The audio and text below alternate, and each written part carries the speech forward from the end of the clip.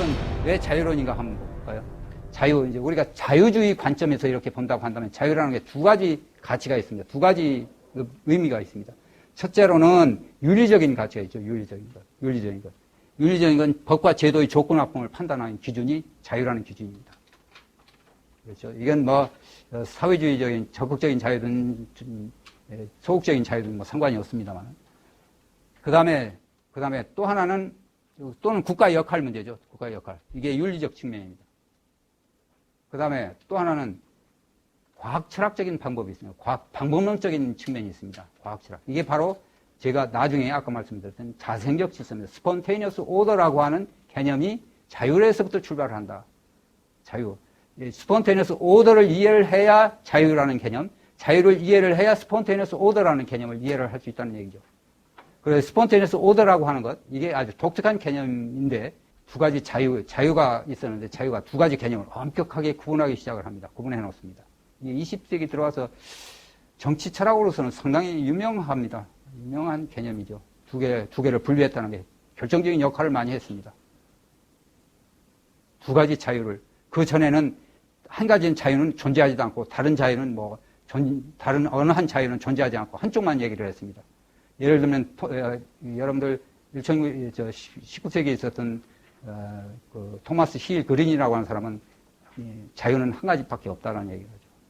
적극적인 자유밖에 없다라는 식으로 얘기를 하는데 이 사람이 이제 분류를 하고 그리고 이 사람이 왜 20세기 와서 그 전체주의가 지배를 하게 됐느냐 하는 거를 얘기를 합니다. 이 적극적인 자유가 잘못된 자유, 적극적인 자유하고 소극적인 자유가 있는데 적극적인 자유 때문에 전체주의가 형성이 된 것이다라는 식으로 비판을 합니다. 그러니까 이 사람이 왜 이 사회가 이렇게 전체주의가 지배하느냐 하는 연구를 하다 보니까 이게 자유에 문제가 있다. 자유 두 가지 문제가 있는데 그 하나가 적극적인 자유 때문에 이렇다 하는 식으로 얘기를 합니다. 집단적인 의사결정을 내리는 거.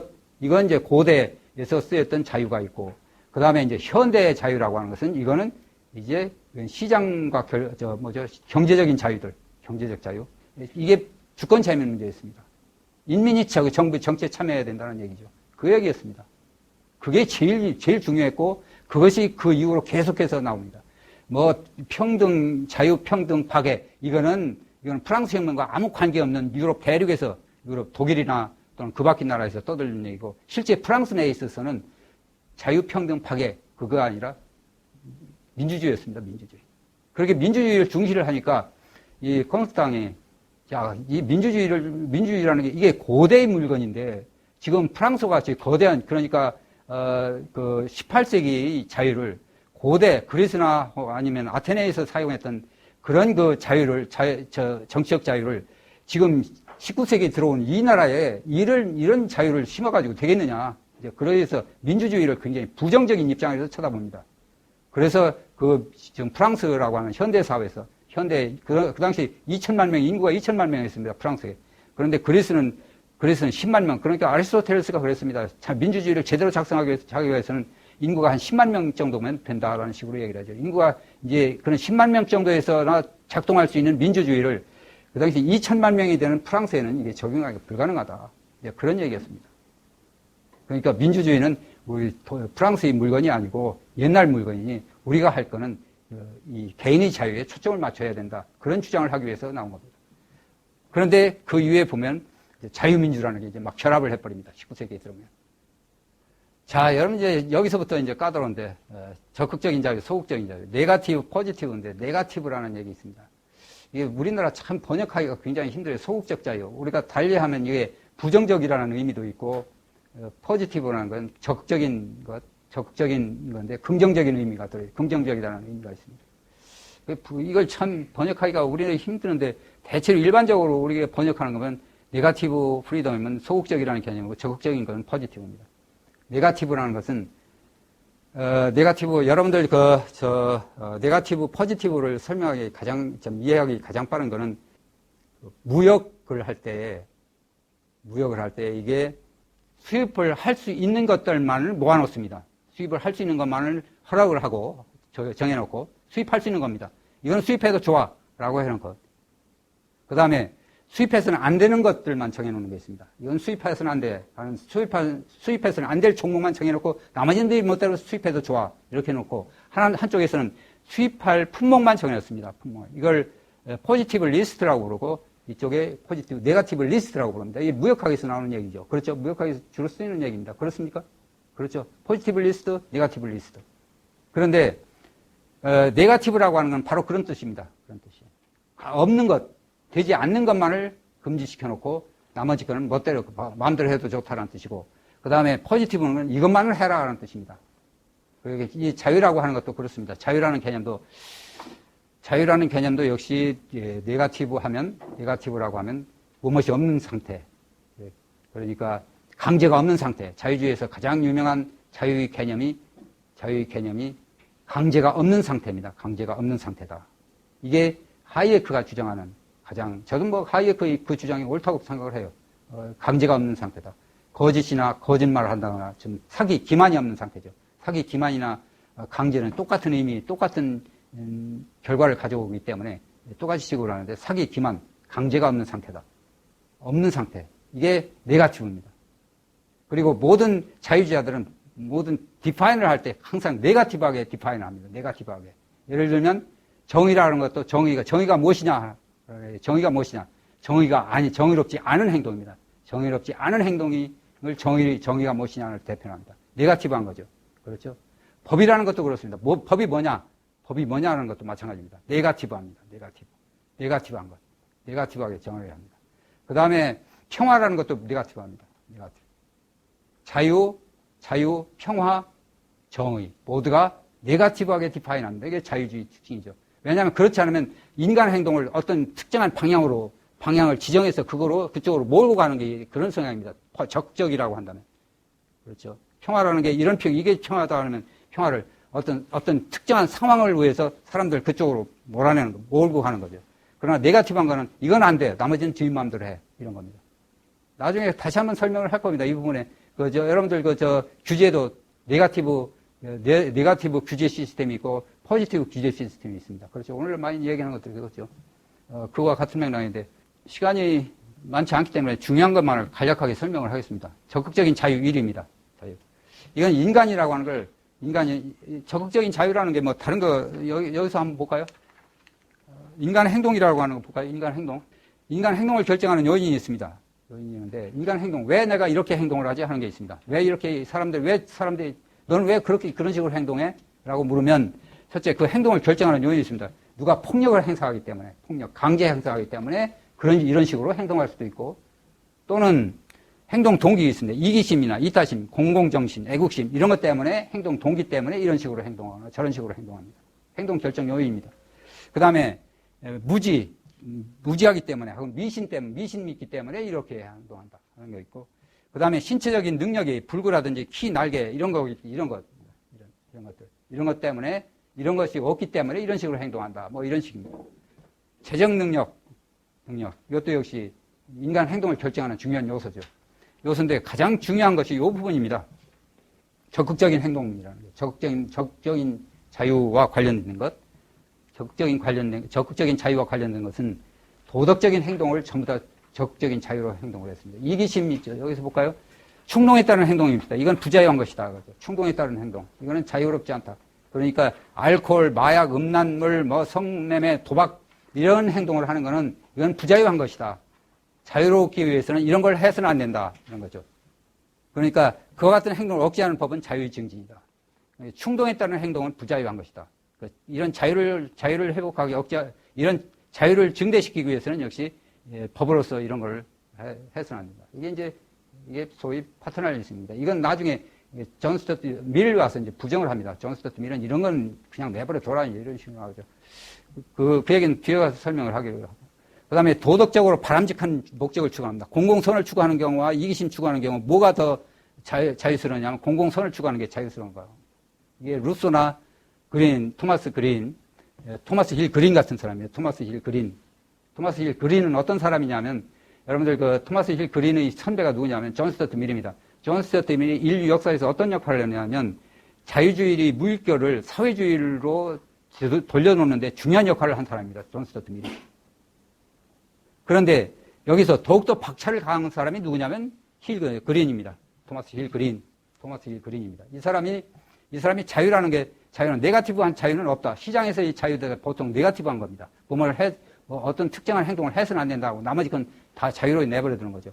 예를 들면 약속을 어겨서는 안 된다라는 것, 약속을 어기는 행동, 또는 훔치는 행동, 거짓하는 행동, 또는 등등 이런 그 나쁜 행동이라고 하는 것, 이걸 이제 제거시키는 행동 역할인데,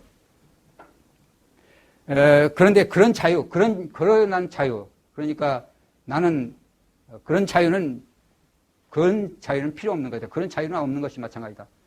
예를 들면 레스토랑에 가고 싶은데 난 돈이 없어 못 갑니다. 돈이 못 써.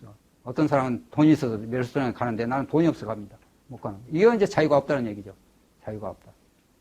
예, 네거티브 프리덤은 그냥 돈은 없지만 가는데 막는 사람은 없습니다. 내가 가도록 이걸 다리를 걸거나 또는 가지 못하도록 무슨 횡포를 부리거나 그런 행동을 하지만 어쨌든 돈은 없지만 언젠가 돈 있으면 갈 수 있는 자유는 있는 거죠. 돈 없어 가지는 못하지만 그럼에도 불구하고 자유롭다 이런 식으로 했는데 그런 자유는 쓸모가 없다는 얘기죠.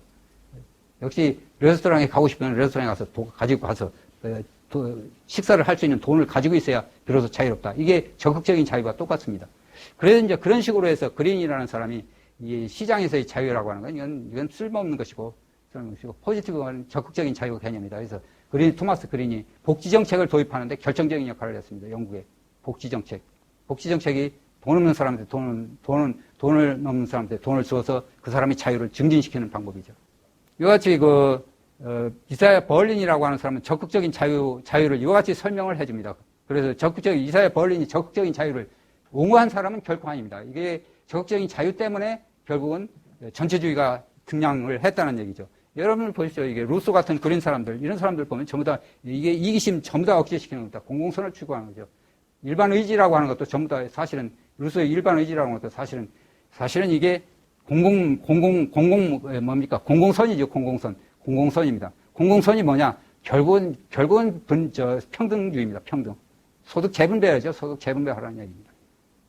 사유재산을 억제하라. 사유재산 사용을 억제하는 것. 이런 것들입니다. 그러기 때문에 이런 적극적인 자유라고 하는 것은 자유를 제약하고 전체주의로 들어가야 된다라는 걸 지적을 해준 거죠. 적극적인 자유 2가 하는데 이거 복지국가인데 아까 설명했던 겁니다. 재정적 능력으로서의 자유입니다. 재정적 능력으로서의 자유. 돈이 있으면 가난한 사람은 자유가 없으니까 돈을 줘야 된다. 이게 이제 막스주의라든지 사회주의자들이 주로 많이 사용하는 자유 개념입니다. 재정 능력. 가난한 사람은 부자유스럽고 부자는 자유롭다는 거죠. 그러니까 자본주의에서 빈부의 격차가 있기 때문에 이거는 자본주의에서는 자유라는 건 가진 사람의 자유일 뿐이지 못 가진 사람의 자유는 아니다. 자유는 달리 개선을 다른 방법으로 적극적인 개념으로 해야 된다. 가난한 사람이 돈이 있어야 자유롭기 때문에 그 사람들한테 돈을 줘야 된다. 하는 얘기가 똑같습니다. 그러니까 부의 재분배를 요구하는 집단주의적 정치적 프로그램을 뒷받침하는 게 바로 적극적인 자유다. 그러니까 인간이 도덕적인 행위를 하라. 도덕적인 행위라는 건, 도덕이라는 건 이게 이기심을 억제하고 공공선을 위해서 행동하라는 얘기입니다. 공공선을 위해서 행동하는 것. 그러니까 이타심을 행동하라. 국가를 위해서 헌신하라. 라는 얘기하고 똑같습니다. 자아를 좀 선한 자아, 보다 나은 자아, 저 차원의 자아보다는 높은 차원의 자아를 만들어라. 자아라는 걸 높은 차원의 자아, 낮은 차원의 자아로 이제 구분을 하죠. 낮은 차원의 자아는 충동에 따른 행동이라는 게 단기적인 행동도 그렇습니다. 순간적인 행동들이 있죠. 순간의 욕구를 충족시키기 위해서 하는 행동들. 이런 거 전부 다 낮은 차원의 자아다라는 얘기입니다. 그런 자아는 억누르고 될 수 있는 높은 차원의 자아. 그러니까 사회를 위해서 헌신하는, 사회에 대해서 스스로 책임을 지는 그런 인간이 역시 자유롭다라는 얘기입니다. 하이에크가 여기서 우선 소극적인 자유를 설명을 하고 소극적인 자유와 비슷한데 이건 자유가 아닌 것들이 굉장히 많습니다. 특히 아까 존 스튜어트 밀이 그렇습니다. 그런 예는 뒤에 가서 설명을 하기로 하고요. 또 그 다음에 아까 얘기했던 이사야 벌린의 자유 개념도 있는데 소극적인 자유 개념임에도 불구하고 이게 보면은 이게 자유가 아닌 그런 게 있습니다. 그래서 우선 적극적인 하이에크의 자유 개념부터 설명을 해봅시다. 하이에크의 자유 개념은 강제, 강압, 사기 등이 없는 상태입니다. 사기. 그러면 강제라고 하는 개념인데요. 강제라는 개념이 이게 정말 어렵습니다.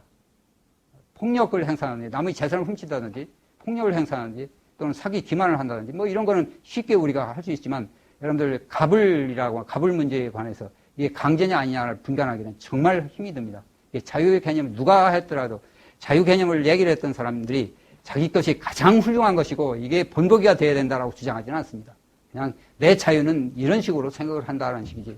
그럼에도 불구하고 학자들이 얘기한 것 중에서는 제가 보기에는 하이에크가 얘기한 강제 개념이 제일 그래도 무난한 것이 아니냐.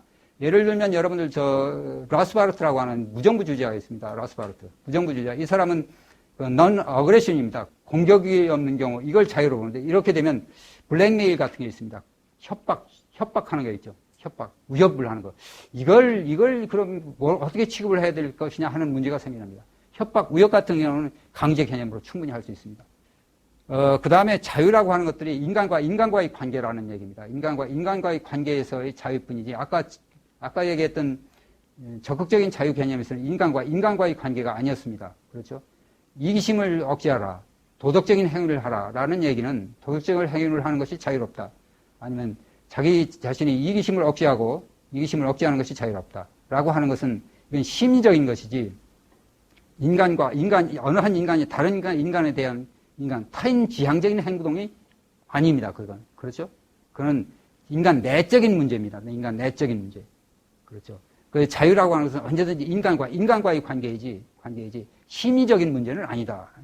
이게 우리가 사회과학에서 다뤄야 할 문제죠. 자유라고 하는 것은 인간과의 관계다. 자유가 아닌 행동이 있는데, 이 부분은 그냥 넘어가도록 하겠습니다. 왜냐하면, 이게 자유롭다고 하면 자유방임, 방종이라는 뜻, 내 멋대로 한다는 거, 이거를 자유로 생각을 하는데 결코 그렇지 않다는 얘기죠.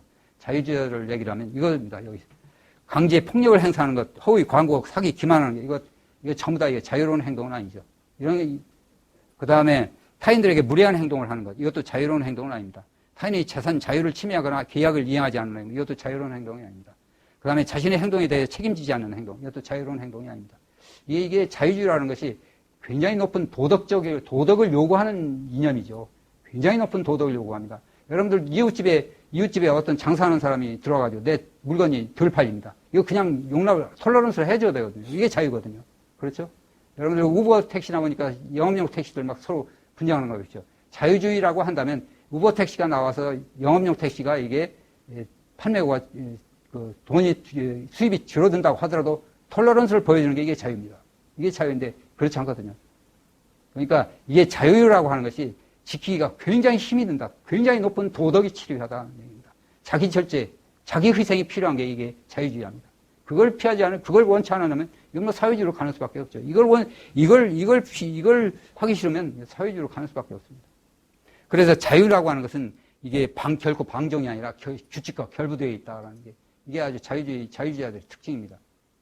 소극적 자유, 정치적 의미 간략하게 설명을 할게요. 개인만이 행동한다라는 게 생각하는 존재. 여기에 이런 사람, 개인에게만 자유냐, 부자유냐를 얘기를 하지, 일반 집단에게는 자유냐, 아니면 부자유냐, 이거 설명을 할 수 없습니다. 여러분들 우리나라 독립하는 거 있죠? 우리 독립. 일본으로부터 독립이라고 하는 걸 자유로 해석하는 사람들이 있습니다. 이건 틀린 얘기입니다. 그러니까 일본으로 독립을 했습니다. 그 독립운동하는 것. 자유를 위한 운동이냐? 아닙니다, 이거는. 자유는 집단을 대한민국이 일본으로부터 해방된 걸 일본으로부터 해방됐다. 이거를 자유로 취급을 하느냐? 이건 독립이죠. 독립일 뿐이지 자유는 아닙니다. 자유는 아니다. 여러분들 1950년대에 전부 각 나라들이 식민지로부터 해방을 합니다. 이걸 다 자유로 취급을 했습니다. 그런데 그건 자유가 아닙니다. 해방이거나 아니면 독립이라는 의미가 중요하지 자유라는 말은 안 된다. 자유라는 것은 개인만에 해당됩니다. 인간 개인입니다.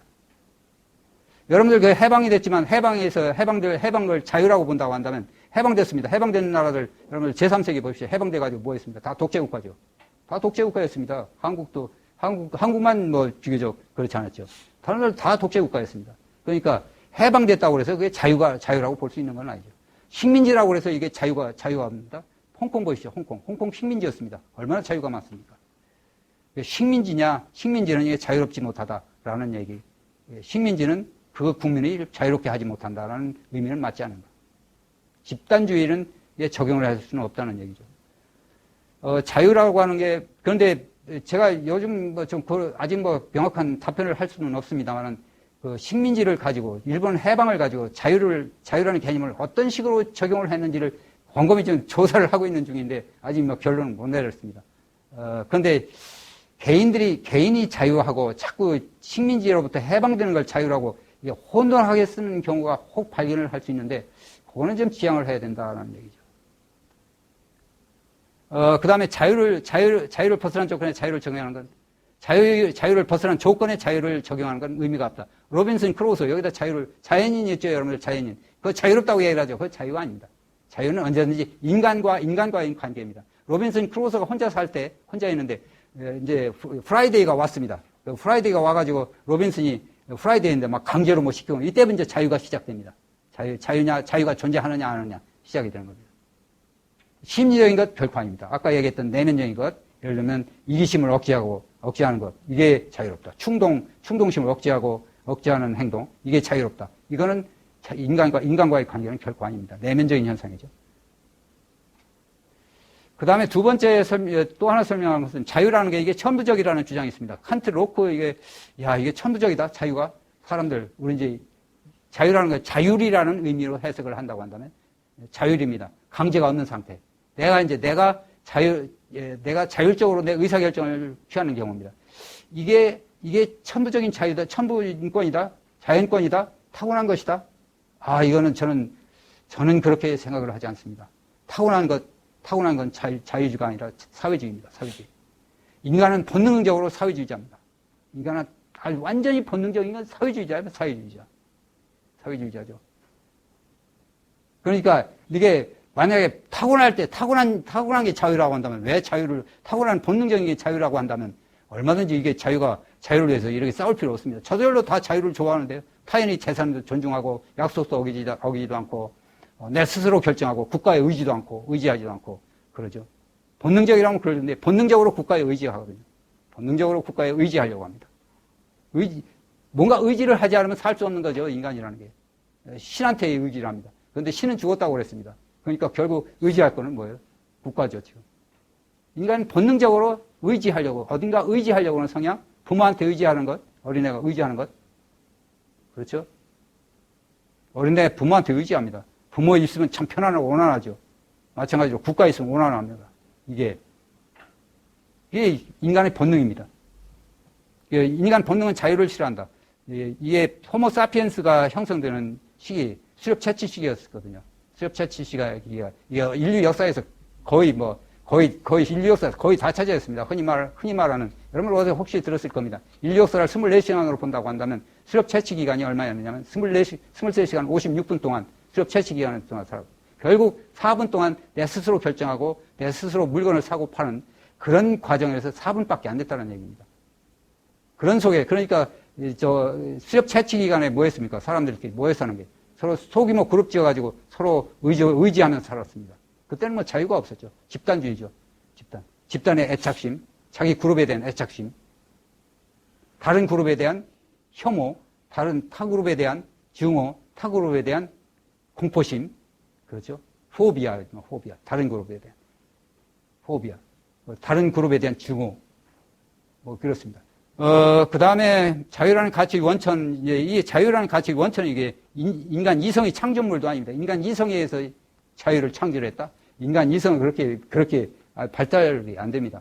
이 자유라고 하는 건 문화적 진화였습니다. 문화적 진화, 여러분들 이거 책을 읽는 거 있죠? 책 읽는 거. 읽고 쓰기, 말하기. 이거 전부 다 후천적으로 배웁니다. 마찬가지로 자유라는 개념도, 자유라는 것, 자유를 기초로 하는 도덕규칙들, 아까 있었습니다. 아까 도덕규칙들이 있었죠. 문화적 진화의 결과죠. 문화적 진화. 생물학적 진화는 후천적으로 배워 습득한 겁니다. 후천적으로. 그래서 이게 인간의 이성에서 만들어진 것도 아니고, 그래서 자생적 진화, 즉, 문화적 진화의 결과다.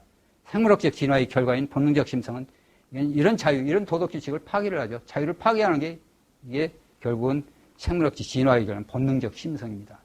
이제 이사야 벌린의 개념을 한번 우리가 지금까지 배웠던 것과 간략해서 이제 같이 한번 비춰봅시다. 이사야 벌린이 그렇게 얘기합니다. 자유는 인간이 자신의 욕구를 충족하는데 장애물이 없는 상태입니다.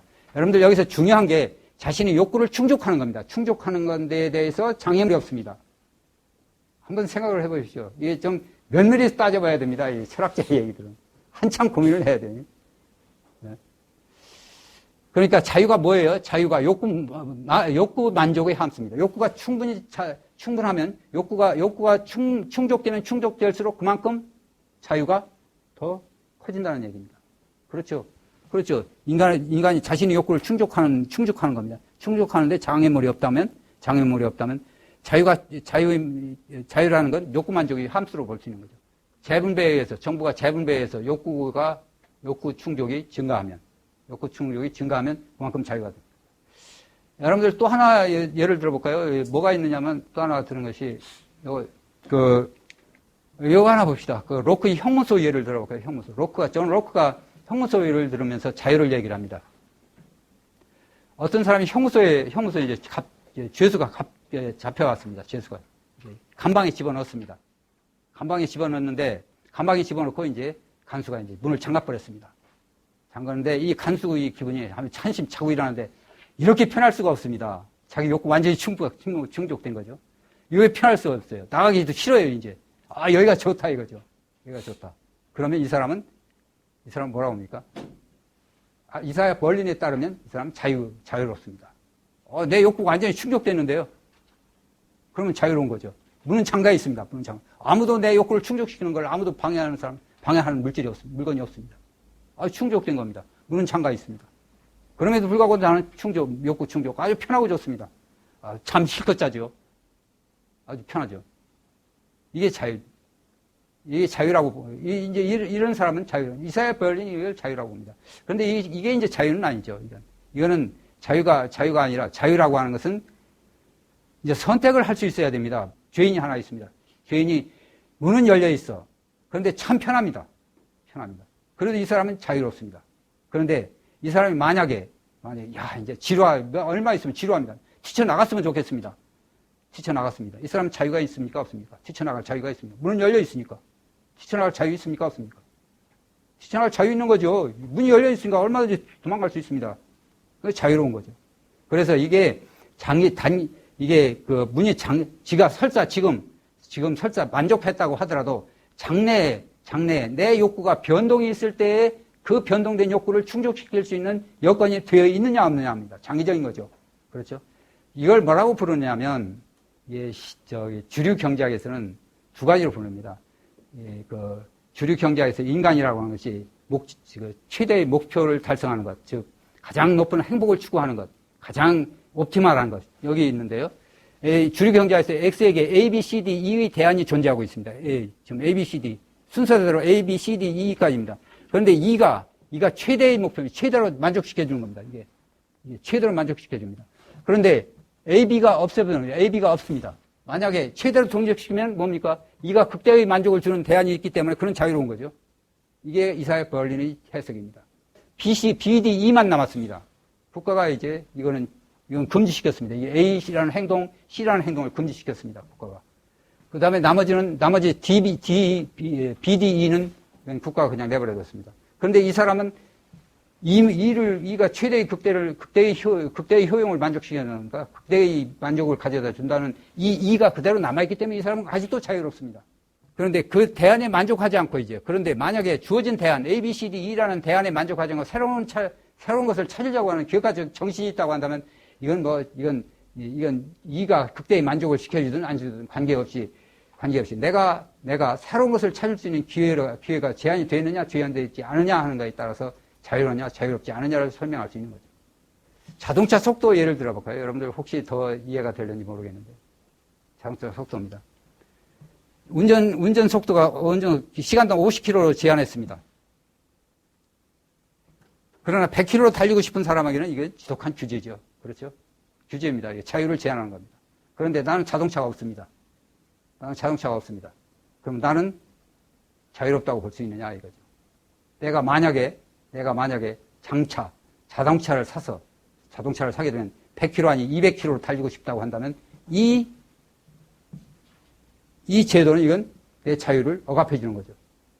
설사 내가 지금 당장 쓸모는 없다고 하더라도 그 행동이 지금 당장 쓸모는 없다고 하더라도 장래에 나한테 쓸모 있을 가능성이 있을 경우입니다. 이게 자유죠, 자유. 차 없는 사람은 속도 제한은 자유를 제약하지 않는다. 자유의 상실감이 없다. 그래서 자유롭다. 이렇게 얘기하는 거는 이 현재 자동차를 없지만은 그러나 장차 자동차를 갖게 될 그 과정, 장차 자동차를 갖게 될 그 상황에 대한 예측을 전혀 생각을 하지 않는 거죠. 내가 만약에 자동차를 갖게 되면 이때는 50km 제한이라고 한다면 이건 자유를 제한하는 거기 때문에 역시 이 사람한테도 이거는 자유를 제한한 것이다. 내 자유를 제한한 것이다. 라고 생각을 하는 것이 이게 자유의 개념이죠. 존 스튜어트 밀을 한번 볼까요? 존 스튜어트 밀은 가장 중요한 게 함 프린시플인데요. 함 프린시플. 타인에게 피해를 주지 않는 한 인간은 무슨 일이든 할 수 있다라는 뜻입니다. 함 프린시플. 피해를 주지 않는 것. 피해를 주지 않는 겁니다. 타인들에게 피해를 주지 않는 한 인간은 무슨 일을 할 수 있다. 그러면 이 함이라는 게 뭐냐 하는 거죠. 함이라는 게 나한테 주는 함이 있습니다. 그렇죠. 담배 피면 나한테 피해입니다. 남한테 피해 주는 겁니다. 남한테 피해 주느냐, 나 스스로에게 피해 주느냐 하는 게 나옵니다. 그래서 harm to others, harm to self입니다. 내한테 피해를 주느냐, 다른 사람한테 피해 주느냐. 이 존 스튜어트 밀은 다른 사람한테 피해를 주는 겁니다. 다른 사람에게 피해 주는 거지, 나한테 피해 주는 거는 이건 지멋대로 돌아 이런 거죠. 그러니까 다른 사람에 피해 주는 거는 뭐냐면 강제, 기만, 사기 같은 것. 이런 건 이건 피해죠. 타인에게 주는 피해입니다. 이건 당연히 금지를 시켜줍니다. 그런데 나한테 피해 주는 것. 음란물 유통이라든지 성매매, 동성애, 동성결혼, 도박, 마약 이런 것. 이런 거는 다른 사람에게 전혀 피해를 주지 않는다는 얘기죠. 다른 사람한테 직접적인 피해가 없습니다. 그러니까 이건 그대로 내버려 둬라 이겁니다. 그런데 문제는 그거예요. 문제는 여기서 끝나는 게 아닙니다. 자기 to self, harm to self라고 하는 게 마약 도박을 했습니다. 집이 도박하는 집이 망가집니다. 그럼 자기 자식들한테 자기 가정이 완전히 파괴되죠. 다른 사람은 피해를 주는 거죠. 결국은. 그래서 harm to self, harm to others라고 하는 개념이 참 불분명해요. 이런 경우 보면 참 불분명합니다. 이제 또 하나 아주 핵심적인 문제들은 자구일을 통해서 피해 주는 겁니다. 지금 자구입니다. 액션. 내가 행동을 함으로써 피해를 주는데 내가 행동하지 않음으로써 피해를 주는 경우가 있습니다. no action입니다. 그러니까 no action. no action을 예를 들면 물에 빠진 동료가 있습니다. 그런데 그걸 그대로 내버리면 죽습니다. 근데 빨리 들어가서 건져줘야 됩니다. 물에 빠진 사람을 구호치를 하지 못했기 때문에 그 사람이 죽었다라고는 그건 이제 내한테 책임이 있다라는 얘기입니다. 이게 부자구입니다. 이 부자구의 문제가 여러분들 우리 법에도 정해져 있습니다만 자동차 운전자 사고 난 데 있습니다. 죽어갑니다. 그냥 지나치면은 이게 형법에 아마 저촉이 될 겁니다. 그렇죠? 그걸 빨리 구출해야 된다는 얘기. 이게 이제 일종의 내가 행동하지 않음으로 해서 다른 사람의 피해를 보는 경우입니다. 죽어가는 사람인데 내가 도와주지 않음으로 해서 피해를 보는 거예요. 이걸 이제 우리가 다른 예를 든다면 소수자나 노인, 부녀자의 고용을 거부하는 행위가 있습니다. 이것도 역시 harm to others입니다. 다른 사람에게 주는 피해입니다. 왜? non-action. 행동하지 않습니다. 이게 존 스튜어트 밀이 직접 오늘 리버티 제1장이 나옵니다. 제1장이 나오는 얘기입니다. 다른 사람한테 내가 행동하지 않음으로 인해서 다른 사람한테 피해를 주는 경우. 이거는 형법적인 문제죠, 여기서는 주로. 고용주가 가족을 부양하기도 어려운 낮은 노임으로 노동자를 고용하는 경우. 이것도 마찬가지죠. 이것도 역시 non-action으로 인해서 다른 사람에 피해를 주는 겁니다. 국가가 개입을 해야 된다는 얘기죠, 이런 경우. 이게 복지 정책. 그러니까 미국에서 생겨났던 affirmative action이라는 게 있습니다. 우대 정책이죠, 우대 정책. 우대 정책이 한 일환이죠, 이게. 이건 이제 자유주의하고 반대죠. 자유주의는 이걸 원하지 않죠. 자유주의. 소수 분야자의 고용을 거부하는 행위. 여러분들 이런 거 한번 봅시다. 거부하는, 지금 이게는 non-action하고, 그럼 no-action하고, 그러니까 자구하고 부자구를 똑같은 행동으로 취급하는 거죠. 똑같은 행동입니다. no action, no action하고 action하고 행동하지 않는 것도 일종의 액션하는 거 똑같이 취급을 하는 거죠. 그렇죠? 행동하지 않는 거하고 행동하는 거 똑같이 취급하는 거죠. 내가 행동하지 않음으로 해서 다른 사람의 피해를 보는 경우, 내가 저 사람한테 돈을 먹을 걸 주지 않아서 죽습니다. 그런 거는 내가 행동을 하지 않았기 때문에 죽어가는 거죠. 액션하고 노 액션하고 똑같이 취급하는 거죠, 행동을. 이걸 반대하는 게. 이걸 똑같이 취급하는 게 뭐냐면, 여러분들 혹시 코스 정의를 아시는 분 역시 계시는지 모르겠는데, 코스 정의. 여러분들 혹시 아세요? 로널드 코스라는 사람. 로널드 코스가 뭐라고 그랬느냐면, 외부 효과라는 외부 효과는 레시프로칼한 거다. 상호성이 있다. 내가 담배를 피는 것은 남한테 피해를 주고, 옆에 있는 사람이 옆에 있는 사람 때문에 내가 담배를 못 피는 것도 나한테 피해를 주는 거다. 이런 식으로 봅니다. 그렇죠? 피해가 서로 상호적인 거죠. 상호적인 거. 예를 들면, 층간소음이 있습니다. 층간소음. 위층에 떠들면 밑에 층 시끄럽습니다. 그런데 밑에 층 때문에 위층이 떠들지 못하면 역시 아래층 때문에 위층이 놀지 못하는 거죠. 그 다음에 위층에 떠들기 때문에 이쪽에 조용한 시간을 가질 수 없습니다. 이런 식으로 해서 그냥 액션, 노 액션 똑같이 취급을 합니다. 그래서 코스라는 사람은 뭐라고 얘기를 하느냐면, 다른 거 여러분 거래 비용 다 필요 없고, 누구한테 책임을 전가시켜야 되느냐 이렇게 따집니다. 누구한테 전가시켜야 되느냐. 누구한테 전가시키는 게 좋습니까? 누구한테? 이게 액션하고 노 액션하고 똑같이 취급하면 서로 이제 이걸 견뎌야 됩니다. 누구한테 책임을 전가시키는 것이 이게 사회적으로 합당하냐 하는 겁니다. 사회적으로 합당하냐. 이걸 따집니다. 이게 효용, 비효용을 계산해요. 효용과 비용을 계산하는 방법이 바로 이겁니다. 그런데 이제 자유주의자들은 그렇습니다. 자유주의자들은 원칙적으로 액션하고 노 액션은 이건 전혀 다른 차원이다. 다른 차원이고, 그러니까, 노 액션은 책임이 없습니다. 내가 담배를 안 피우는데, 옆에 사람 담배 피우는 사람한테 손에 필 게 뭐 있습니까? 내한테는 아무런 행동하지 않는데. 원래, 원인자죠, 원인자. 소음 원인자. 또는 담배 피는 원인자. 누가 담배를 폈느냐. 그게 이제 책임을 지는 겁니다. 그런데, 이 해역 개념에서 부작위도 역시 피해를 준 것이다. 피해를 주는 것이다. 합니다. 그래서 이 부작위가 자구 사이의 형평, 비용 편익을 계산을 해가지고 결정을 내립니다. 그건 역시 반자유주의적인 것이죠. 자유들하고 자유가 있습니다. 자유들하고 자유. 복수로 사용되는 경우가 있고, 그 다음에 리버티, 자유라는 건 단수로 사용하고 있습니다. 이게 무슨 의미냐? 여러분들 그런 게 있습니다. 여러분들 대처가 참 철학자거든요. 여러분들 대한민국의 학자들 보면 말이죠. 정치자들 보면 전부 아주 수준 낮은 연설입니다. 아주 수준이 낮습니다. 여러분들 대처나 레이건 대통령이 연설문을 한번 읽어보십시오. 이건 뭐 철학자의 얘기입니다.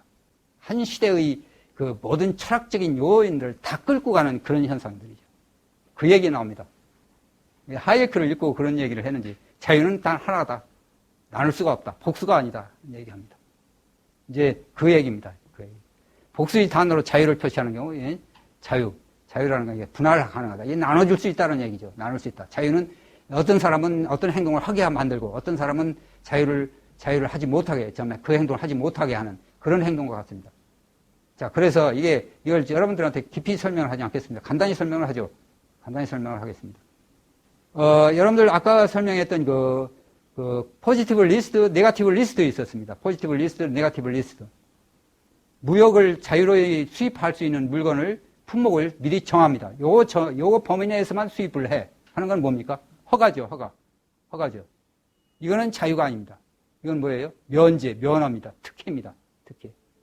그런데 반해서 네거티브 리스트가 합니다. 이런 것만은 해서 이런 것만은 수입해서는 안 돼. 수입해서는 안 될 품목만 정해놓습니다. 나머지 건 얼마든지 수입해도 좋습니다. 이게 이제 자유입니다. 자유. 그리고 복수로 쓰는 자유인 경우에는 자유가 없는 상태죠. 허가입니다. 자유를 허가로 받습니다. 자유를 허용하는 거죠, 허용. 이 행동을 해도 좋아. 저 행동을 해서는 안 돼. 아니면 저 행동을 해, 이런 행동을 해, 저런 행동을 해. 허가죠. 복수를 사용하는 거는, 이거는 자유가 없는 경우에, 자유가 없는 상태에서 자유를 허가하는 경우, 특정한 행동을 허가하는 경우에 타당한 것이다. 그래서 뭐하고 또 그렇냐면, 여러분들 네거티브 규제, 포지티브 규제라는 말, 여기 여러분들 혹시 여기 뭐 자주 쓰는 얘기인데요. 그렇죠? 규제에도 포지티브 규제가 있고, 네거티브 규제가 있습니다. 포지티브 규제는 할 일만 하라라는 식으로 규제를 하는 경우입니다. 이런 일만 하라라는 식으로 규제하는 겁니다. 이게 포지티브 규제 방법입니다. 그런데 이게 자꾸 규제라고 걸리니까 사람들이 뭐라고 얘기를 하느냐면 네거티브 규제 시스템으로 들어가자. 네거티브 규제 시스템은 일단 해서는 안 될 것만 정해놓습니다. 해서는 안 될 것만 정해놓고 나머지 거는 얼마든지 해라. 그러니까 앞에 있었던 것은 허가죠, 허가. 그게 유럽식 대륙의 법 사고 방식입니다. 대륙식. 미국식에서는, 영미식에서는 할 일만, 해서는 안 될 행동만 정해놨습니다. 그리고 나머지는 저희끼리 해. 그렇죠? 그러니까 규제 시스템이라고 하는 것도 네거티브 규제 시스템이 영미식 방법이고, 그 다음에 하라는 행동만을 정해놓습니다. 하라는 행동만을 정해놓고, 그리고 이제 허가를 내줍니다. 그게 유럽식입니다. 영국이 왜 어디서 탈퇴하려고 했느냐면, EU에서 탈퇴했던 브렉시트가 생겨난 근본적인 이유도 그겁니다. 이 유럽 문명, 유럽의 법문화하고 영국의 법문화하고 전혀 다른 차원이거든요. 유럽 법문화라는 게 전부 다 이게 포지티브한 겁니다. 뭐뭘 하라, 이런 식이죠. 해야 할 것만 정해놓습니다. 근데 영국이라고 하는 나라는 해서는 안 될 것만 그냥 정해놓고 나머지는 멋대로 내버려 둡니다. 자유롭죠. 그러니까 법문화적인 차이가 있기 때문에 도저히 이 동네에서 같이 놀 수가 없다는 얘기죠. 같이 놀 수 없죠. 그러니까 나왔습니다. 나와서 이혼하려고 보니까 이게 그냥 까다로워져 고통을 많이 받는데. 그리고 이게 이제 프랑스 계몽주의, 스코틀랜드 계몽주의 차이점입니다. 스코틀랜드 계몽주의와 프랑스 계몽주의 차이점. 바로 이겁니다. 프랑스 계몽주의는 뭐 할 것만 정해놓습니다. 이것만 하라 이거죠. 그게 굉장히 자유가 억압되는 거죠. 그 다음에 그런데 반해서 스코틀랜드 계몽주의는 하지 않을 것, 해서는 안 될 행동만을 정하죠. 법이라는 것도 그렇습니다. 법도 네거티브한 거죠. 해서는 안 될 행동만 정해놨습니다. 뭐뭘 하지 마라, 이런 식으로 되죠. 그런데 포지티브, 유럽 대륙의 법이라는 건 이런 목적을 위해서는 이렇게 하라, 저런 목적을 위해서는 저렇게 하라, 라는 식으로 특정한 행동을 지정을 해버립니다. 명령적이죠, 명령. 이게 유럽 대륙하고 영미식하고 전혀 차이점이죠. 그래서 자유라고 하는 게 또 역시 자유들하고 자유하고는 분명한 차이점입니다. 자유가 없을 때 자유들이라는 말을 쓰고 자유가 없을 때 이제 그다음부터는 허가를 해준 거죠. 허가. 자유가 있을 때는 뭐냐면 해서는 안 될 행동만을 정해놓습니다. 그리고 나머지는 자유롭게 해주는 거죠. 그래서 자유주의자들이 자유라고 하는 것도 여러분들 범죄인 보면 무죄 추정 원칙이 있죠. 무죄 추정 원칙을 주장하죠. 자유주의자들은 자유 추정 원칙입니다. 일단 이 사람한테는 자유가 있다. 그리고 자유를 제한하기 위해서는 특수한 이유가 있어야 돼요. 그리고 그걸 입증은 누가 하냐면 자유를 제한하는 사람이 입증을 해야 됩니다. 자유를 제한하는 사람이 입증을 해야 자유를 제한할 수 있습니다. 그러니까 이게 자유주의에서 자유라고 하는 것은 마치 이건 모든 사람한테 자유 추정이다. 이 사람한테는 일단 자유가 있는 인간은 모든 사람한테 자유가 있다라는 식으로 놓고 자유 추정 원칙이죠. 그리고 비로소 이제 그 자유를 제한할 때는 이제 자유를 제한하는 사람이 이유를 대야 되죠. 마찬가지로 범죄도 그렇습니다. 범죄. 이 사람이 일단 무죄 추정은 원칙이죠. 무죄로 하고 무죄 추정은 원칙이죠. 그리고 범죄가 있다고 하는 걸 규정을 하는 게 누구냐면 이제 검사들이 얘기를 하는 거예요. 이래서 범죄다라는 식으로 하는 거죠. 이제 꽁스탕의 구분을 볼까요? 꽁스탕의 루소의 주권 행사입니다. 민주주의형이죠. 좌파인데 루소의 주권 사상입니다. 주권 사상. 프랑스 혁명이 정치적 자유를 강조하고 개인적 자유를 배제했죠. 개인의 자유 별로 중요하지 않았습니다. 그 사람들한테 중요한 거는 아까 얘기했듯이 주권 재민 사상이었습니다. 어떻게 하면 다 인민들이 다 정치에 참여하느냐는 문제였습니다. 예. 그리고 특히 로마의 민주주의를 표본으로 여기고 있었다. 이게 누구냐면 루소가 그랬습니다. 루소가 아주 정말 우리가 이렇게 보면 정말 물론 자기는 뭐 인류를 위한다고 그러지만 결과적으로는 악질적인 사람이죠. 결과적으로 그렇습니다. 이제 공수당이 고민했던 문제는 로마 시대의 자유 개념을 현대적인 자유 개념의 구분을 소홀히 했다고 비판했죠. 현대적인 자유 개념, 로마 시대의 자유 개념과 현대적인 자유 개념을 소홀히 했다고 비난을 하죠. 굉장히 고민한 사람이죠, 이 공수당도, 이 당시에. 프랑스 혁명이 지나친 탐닉과 폭력성을 비난하고 그 혁명을 초심으로 돌려야 한다고, 돌려야 할 의무감을 느끼는 것이 바로 공수당이었습니다. 그래서 이게 자유 개념, 이거 바꿔라 말이죠. 바꾸지 않으면 안 된다. 그래야 프랑스가 살아나갈 수 있다는 얘기죠. 여러분들 그 나중에 설명을 하겠습니다만은 프랑스에 공수당이 있었죠. 그 다음에 몽테스큐에 있었습니다. 몽테스큐에 그 당시에 프랑스가 그 귀족사회로서 얼마나 폭력이 심했습니까? 그 폭력 행사, 자유를 찾아주기 위해서 얼마나 고민을 했습니까? 그래서, 이게 지금 이 귀족사회, 이 귀족사회를 좀 자유를 찾기 위해서는 이게 권력 분립을 했는데 영국에서, 우리가 배울 건 영국밖에 없다. 영국에 가서 몇 년간 가서 공부를 합니다. 그렇게 와서 법의 정신이라는 책을 씁니다. 굉장히 고민한 사람들이죠. 프랑스의 그 어려운 시기, 절대군주의, 프랑스의 그 절대군주라는 건 유럽에서 굉장히 유명한 거 아닙니까? 그 폭력들. 그걸 막아내려면 어떻게 해야 되느냐. 영국에서 배우려고 합니다. 그런데 여러분들 똑구비를 보시죠, 똑구비. 19세기 중반쯤 들어보니까 프랑스가 자꾸 이제 민주주의로 들어가거든요. 프랑스 혁명을 통해서 민주화로 들어가거든요. 민주주의가 득세하거든요. 그래서, 똑구빌 같은 사람은, 이게 지금 우리가 지금 영국에서 배울 게 아니라 지금 미국에서 배워야 되겠다고 합니다. 미국에서. 지금 유럽에서는 뭐 배울 게 없단 말이죠. 왜냐하면 다 군주제였거든요. 그 당시만 해도. 군주제에다가 조금쯤 민주주의를 회복하는 상황이었지. 그래서 미국으로 건너갑니다. 자, 미국에서는 과연 어떤 일을 하느냐. 미국 가서 공부를 합니다. 미국 가서 보니까 민주주의라는 게 이런 병폐가 있구나 하는 걸 배우면서, 그러면 이게 자유라는 것이다. 그래서 자유를, 헌법이라고 하는 걸, 미국 헌법을 굉장히 열심히 연구를 합니다. 그런 이제 지식인들이 한 시대의 고민거리죠, 고민. 그 중에 하나 또 공수당이었습니다. 이게 자꾸 민주주의 떠들거든요. 그러니까 이게 뭐냐 말이지. 이건 도대체 자꾸 이 사람들이 로마 시대를 자꾸 예를 드는데 지금 그렇지 않다. 지금 시대가 어느 시대인데 지금 이게 로마 시대의 민주주의냐. 인구수가 얼마나 되지도 않은데 지금 2천만 명이 우리가 살고 있는 이곳에 그 민주주의를 전부 들어가지고 그 사람들이 다 손들고 그 사람들이 함께 결정한다는 게 불가능한 일이다 말이죠. 그런 식이었습니다. 그래서 이제 민주주의라고 하는 거는 여기서 민주주의와 이제 정치적 자유와 개인적 자유의 문제인데, 정치적 자유라고 하는 것은 아까 얘기했듯이 이제 민주주의하고 똑같습니다. 정치적 자유라는 게. 자유는 사실 자유 개념은 아니죠. 왜냐하면 권리 문제이기 때문에. 선거에 참여할 권리입니다. 선거에 참여할 권리. 정부를 선택할 권리. 이런 국민들이 다 가는 겁니다. 그러니까 이게 주권 재민이라는 게 뭐하고 뭐냐면 국민들이 권력을 어느 정도 가지고 있었느냐면 과거에 왕들이 가지고 있었던 절대 권력이 있었습니다. 절대 권력을 루소는 그 절대 권력을 누구한테 다 줬느냐면 국민한테 들어갔습니다. 그게 주권쟁입니다. 그대로 그 권력을 갖다 주는 겁니다.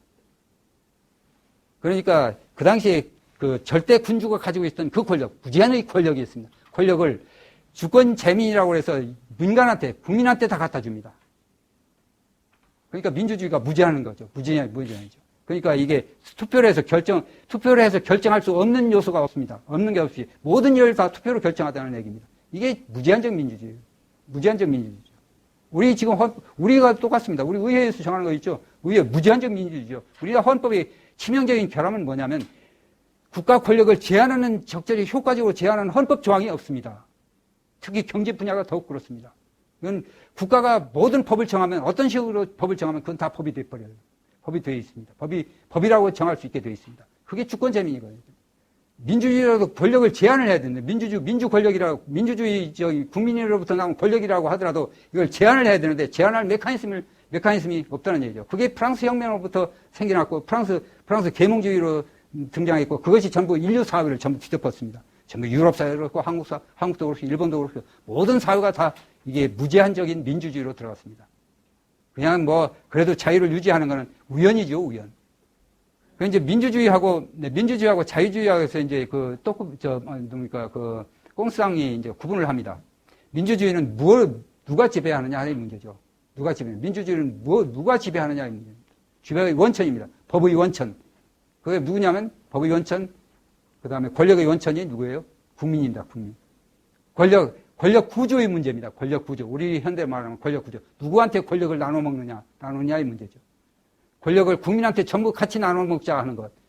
국민끼리 같이 나눠 먹자든지 아니면 권력을 뭐 대통령하고 대통령의 권력을 뭐 의회로 나눠 먹자든지 이런 것들입니다. 이게 상권 분립도 역시 지금 상권 분립도 사실은 그게 권력 나누기입니다. 나누기죠. 권력 분배입니다. 권력 분배. 여러분들 제가 몽테스키의 책을 보면 권력 분립이라는 말을 전혀 안 씁니다. separation 말 안 쓰죠. division이라는 말 씁니다. 나눠 먹는다는 겁니다. distribution입니다. 그런데 그런 식으로 나왔습니다. 권력 분립. 그러니까 그런데 거기서 여러분들 이게 나중에 가장 토크윌하고 몽테스키의 권력 분립하고 설명을 할 겁니다. 하이에크의 권력 분립 문제고 여기서 설명을 한다고 한다면 권력 분립이라는 게 이게 편의 문제입니다. 효율성 문제죠. 입법, 사법, 행정으로 하는 게 효율성 문제입니다. 그렇죠? 그리고 누가 책임을 지느냐 합니다. 입법 책임은 입법부가, 행정 책임은 행정부가, 그 다음에 사법부는 사법적인 책임 문제입니다. 책임. 그 책임을 이런 식으로 나누는 것이 굉장히 효율적이다라는 측면입니다. 그런데 효율적인 것 이상으로 중요한 게 있습니다. 중요한 것. 이 세 개로 나눌 때 권력을 제한하는 메커니즘이 있어야 하는데 제한하는 메커니즘이 쏙 빠져버렸습니다. 그게 뭐냐면 법의 개념입니다. 법 개념. 법 개념이 없습니다. 상권 분립 속에 법 개념이 들어가야 되거든요. 법이라는 무엇인가 하는 게 들어가고 그 다음에 권력 분립이 나옵니다. 그러면 권력 분립에서 법을 누가 제정합니까? 의회에서 정하죠. 그리고 의회의 권력을 제한하는 겁니다. 법다운 법을 만들도록 제한하는 겁니다. 그럴 때 비로소 상권 분립이 자유를 보장하는 상권 분립이 되는데 지금 그게 다 없어졌습니다. 법이 무엇이어야 되느냐 하는 개념도 없어져 버렸죠. 그게 전부 다 없어져 버렸습니다. 그래서 결국은 권력이 나눠먹기 시작했습니다. 입법, 사법, 행정이 권력 나눠먹기죠, 지금. 그리고 그런데다가 경제 분야, 뭐 입법 분야도 다른 분야도 막 거의 마찬가지죠. 그 의회에서 모든 걸 다 할 수 있죠. 모든 걸 다 할 수 있습니다. 지금 뭐 대통령이 권한이 너무 많다? 글쎄요, 그 의회에서 정하지 않으면 대통령 거의 힘 못 쓰죠. 의회의 뒷받침이 없으면 거의 힘 못 씁니다. 의회가 굉장히 중요한 부분인데 그 의회의 모든 권력을 전부 다 세 부분 따라 그냥 나눠준 거죠. 이게 과거에 절대 군주가 가지고 있었던 그 권력을 전부 각각 나눠줘 버린 겁니다. 그겁니다. 그 다음에 그런데 자유주의하고 민주주의의 근본적인 차이점은 자유주의는 국가 권력을 제한하는 데 초점을 맞춥니다. 국가 권력을 제한하는 겁니다. 국가 권력을 제한하는 게 자유주의고 민주주의는 국가 권력이 원천입니다. 누가 권력을 행사하느냐 이겁니다. 누가 권력을 행사하느냐 문제고 자유주의는 어떻게 국가 권력을 제한하느냐 하는 문제입니다. 이게 중요한 거죠, 이게. 그러니까 자유죠. 자유. 권력을 제한하는 겁니다. 국가로부터의 자유입니다. 사실 자유주의자들 보면 국가로부터의 자유지요. 다른 일반 시민들부터 다른 뭐 깡패라든지 혹은 뭐 폭력 행사한다든지 사기꾼이라든지 이 문제는 뭐 당연한 것이지만 그러나 제일 중요시하는 게 국가의 권력 문제였습니다. 국가가 이게 아주 이게 못돼 먹었거든요. 이게. 이 인간이라는 건 사회 속에서 배울 수 있는 능력이 있는데 정치라는 거는 사회에서 배울 수 있는 능력이 없습니다. 국가는 이성이 없습니다. 이성. 배우는 능력이 없어진 겁니다. 배울 수 있는 능력이. 정치가는 그렇죠. 정치가들은 배울 수 있는 능력이 더 없습니다. 자유주의는 누가 지배하든 지배자의 권력을 제한하는 문제입니다. 그래서 국가가 개입할 수 없는 사적 영역을 확인하는 거죠. 사적 영역. 이게 제일 중요합니다. 이걸 중시했던 것이 이게 공수당 때였습니다. 공수당. 그리고 이걸 중심으로 해서 이게 나온 게 이제 그다음에 자유주의자들이었죠. 자유들. 유럽 칸트라든지 훔볼트라든지 독일 쪽에서 아니면 독일 쪽에서 비제스라든지 현대적으로 하이에크라든지 이런 사람들이죠. 이거 사적 영역을 어떤 식으로 확보해야 되느냐. 그리고 이 사적 영역의 자유를 보호하기 위해서는 어떤 그 헌법적인 것, 즉 국가 체제가 필요하냐. 어떻게 하면 개인들이 자유를 보호할 수 있는 국가를 만들어낼 수 있느냐 하는 문제였습니다. 경제적 자유 문제인데요. 경제적 자유. 경제적 자유라는 게 이게 모든 자유의 보루라고 생각을 합니다. 여기 전부 설명을 해놨습니다. 개인적 자유. 경제 활동의 자유입니다. 경제적 자유를 굶어 죽을 자유를 포함한다고 조롱하고 있죠. 이거 잘못된 겁니다. 프리덤 투 스타브라는 얘기를 말합니다. 좌파들 말하면 자유주의 하면 그거 굶어 죽을 자유 있는 거 아니야? 그렇게 합니다. 그건 틀린 얘기죠. 그 다음에 경제적 자유는 가진 자만을 위한 자유인가. 이게 이제 자유주의가 그렇습니다. 사회주의자들을 비판하는 겁니다. 경제적 자유는 가진 자만을 자유입니다. 이건 역시 적극적인 자유 개념을 전제했을 때 그렇습니다. 가진 자만 자유롭다. 가진 자는 소유의 좌우된다. 자유는 소유의 자유되고, 자유는 적극적 의미로 해석한 거죠. 그런데 사실은 여러분들 이걸 좀 더 깊이 들어가면, 소극적인 자유, 적극적인 자유 있죠. 적극적인 자유도, 이 네거티브한 자유 시스템, 즉 자유주의 시스템에서는 적극적인 자유를 충족시켜 줍니다. 그렇죠? 가난한 사람 부자 만들어주는 게 부자 만드는 게 자유시장이죠. 그렇죠? 그 다음에, 자기 스스로 셀프 커맨드입니다. 마약을 사용하지 않는다든지, 아니면, 아까 얘기했던, 알코올리카라든지, 알코올을 많이 소비한다든지, 이건 시장에서 저절로 이게, 시장 메커니즘에서 저절로 이게 제거됩니다.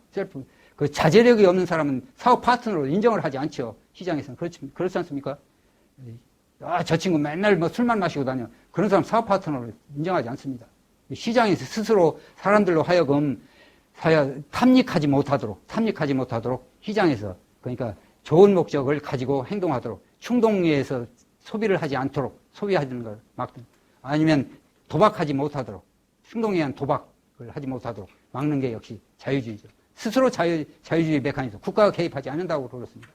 그래서 내가 보기에는 네거티브 프리덤을 전제로 하는 시장 경제에만 충실히 이행이 된다고 한다면 적극적인 자유는 저절로 시장 메커니즘을 통해서 저절로 충족된다라는 얘기죠. 그러니까 억지로 네거티브 프리덤, 포지티브 프리덤 나눌 필요는 없습니다. 적극적인 자유를 위해서 국가가 개입할 때는 문제가 있다는 얘기죠. 존 롤스가 그랬습니다.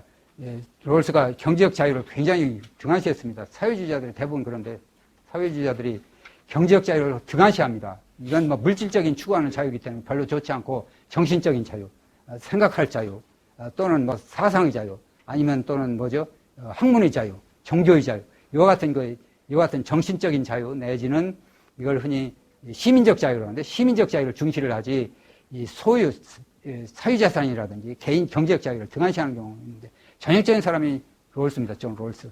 정치체로 유명한 존 롤스. 사유자산권, 이거 경제적 자유를 무시했습니다. 여러분들, 존 롤스 이 책을 보면 자유라고 하는 자유 목록을 보면 사유자산이 빠져버려 있습니다.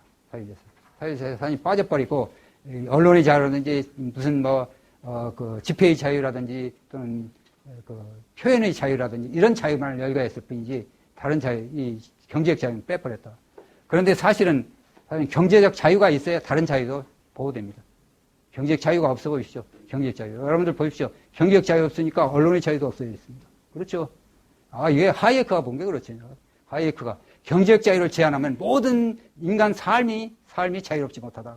종교적인 삶, 정치적인 삶, 일반 시민적인 삶, 이런 삶까지도 모든 파괴하는 것이 이게 경제적 자유를 제한해야 됩니다. 그래서 경제적 자유라고 하는 것은 모든 자유의 보루다.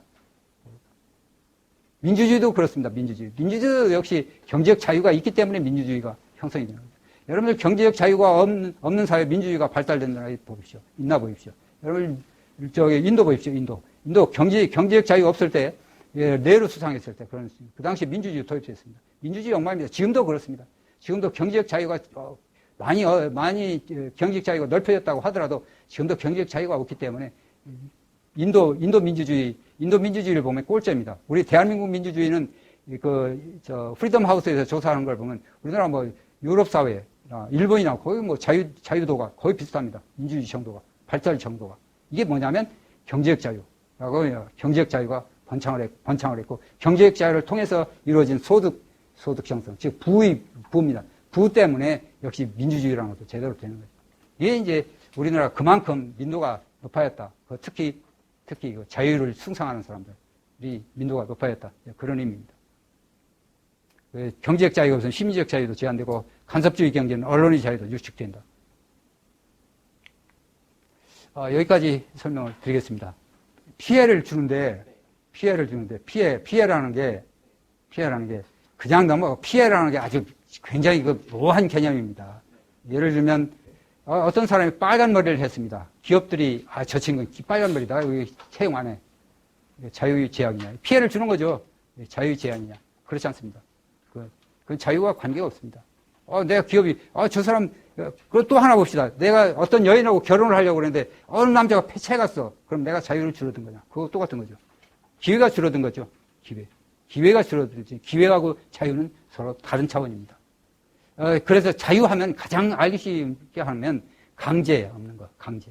사기, 기만, 폭력, 아니면 방해 놓는 거 있죠. 방해 공작하는 거. 방해 놓는 거. 내가 달리기 하는데 발 거는 것들 있죠. 내가 무슨 일 하는데 방해 공작을 합니다. 못하도록. 이런 경우는 이제 자유의 제한이죠. 물론 자유의 제한하는 경우가 감금되는 경우가 있습니다. 무의도적으로 하는 경우가 있습니다. 무의도적으로 코를 쳤다가 코피를 나게 만들었다는 그런 경우. 자유주의자들은 그것도 물론 책임이 있습니다. 그건 자유의 제한입니다. 그런데 자유주의자들은 그런 무의도적인 거에는 별로 그렇게 큰 문제를 크게 생각하지는 않습니다. 의도적인 거죠. 의도적으로 돈 벌기 위해서 사기를 쳤다든지, 돈 벌기 위해서 무슨 폭력을 행사했다든지 하는 경우. 이런 경우는 자유주의자들이 참 아주 민감하게 취급하는. 시민적 자유뿐만 아니라 경제적 자유까지 다 포함되죠. 네, 그렇습니다. 네, 경제적 자유. 경제적 자유는 따로 소개를 별도로 취급을 합니다. 경제적 자유는 왜 경제적 자유를 별도로 취급을 하느냐 하면 과거의 사람들이 경제적 자유를 무시를 해버렸습니다. 그래서 경제적 자유주의자들이 프리드만이라든지 하이크라든지 이런 사람들이 경제적 자유를 굉장히 부각시킵니다. 왜냐하면 과거에 칼퇴를 받았거든요. 심리적 자유라고 하는 거 거기에 초점을 맞췄습니다. 보통 이제 우리가 구분할 때 세 가지로 나누죠. 하나는 시민적 자유, 하나는 경제적 자유, 또 다른 정치적 자유. 정치적 자유는 투표하는 자유입니다. 시민적 자유는 언론의 자유. 이거 정신적인 거죠. 언론의 자유, 출판 결사의 자유, 종교적 자유. 타인에게 그런데 자유 제약에 내가 언론의 자유로 해서 다른 사람에게 피해를 주는 말을 하는 게 그게 이제 자유를 제약하는 문제고 그게 한 프린시플에 이제 들어가는 거겠죠. 인간이 이제 호모사피엔스가 형성을 될 때 인간의 본능적인 심리가 형성이 되는데 그 당시 삶이라는 게 어떤 삶이었느냐면 수렵 채취였거든요. 수렵 채취가 어떤 식이었느냐면 서로 어떤 추장이 하나 있으면 추장의 명령에 따라서 이제 수렵하고 채취하고 그랬거든요. 같이 모여 살았습니다. 개인이라는 게 없었습니다. 개인이라는 게 없고 사유재산이라는 게 없었습니다. 그 그룹 내에서는 내 거가 거의 없는 거죠. 같이 나누어 먹고 같이 일하고 같이 공동행동을 했어요. 공동생활이었죠. 공동체였습니다. 진짜 공동체였습니다. 그게 그런 생활을 하는 도중에 그게 본능에 정착돼 버렸습니다. 본능이 정착돼 있고 그 본능이 이제 DNA에 이게 부화되어 있다는 얘기죠. 부화되어 있습니다. 그건 뭐 배우지 않아도 인간이라고 하는 거는 끼리끼리 모이는 버릇이 있고 끼리끼리 모입니다. 그게 과거에 끼리끼리 모였거든요. 그래서 소규모 사회들이라고 하는 거는 소규모 사회는 언제든지 소규모 사회에서는 서로 도와주고 서로 의지하고 하는 그런 성향이 등장을 하죠. 그러니까 이게 이타심이라는 게 있죠. 이타심. 원래 이타심이 소규모 그룹 사회의 그룹이었거든요. 소규모 그룹에서의 중요한 원칙, 행동 지침이었거든요. 그 다음에 유대감을 갖는다든지. 이런 것들이 소규모 사회에서 아주 중요한 유대감이었거든요. 그렇게 하지 않으면 그 당시 삶을, 그 그룹이 존속할 수가 없었죠. 그런데 그게 본능적으로 정착이 돼버렸습니다. 그러니까 인간의 심리적인 구조가 미리 형성되던 시기에 바로 인간이라는 게 그런 그룹 생활이었기 때문에 지금 그룹 마인드, 전부 다 그룹 마인드입니다. 본능적인 거예요. 저 사회주의라는 게 전부 그룹 마인드거든요. 그룹입니다. 그룹에, 그러니까 집단주의라는 게 본능에서 나오는 거죠. 그룹에 속하지 않으면 소외감 때문에 내가 소속감이라는 게 소속감이 필요하거든요. 인간이라는 게 지금 소규모 사회라고 해도 소속감, 이게 굉장히 중요합니다. 인간이 살아가는데 소속감 없으면 참, 독거동물 있죠. 독거성 동물하고 또 인간은 그렇게 살 수가 없습니다. 그러니까 이게 사람들이, 친구들끼리 모이고, 아마 동창들끼리 모이고, 또는 무슨 학문 공동체, 또는 호비들, 그룹들, 이게 전부 다 이게 그런 원시적인 본능, 그러니까 어디에 소속되고자 싶은 욕망, 이런 것 때문에 형성되는 거죠. 가족도 그렇습니다. 가족이 전형적인 거죠.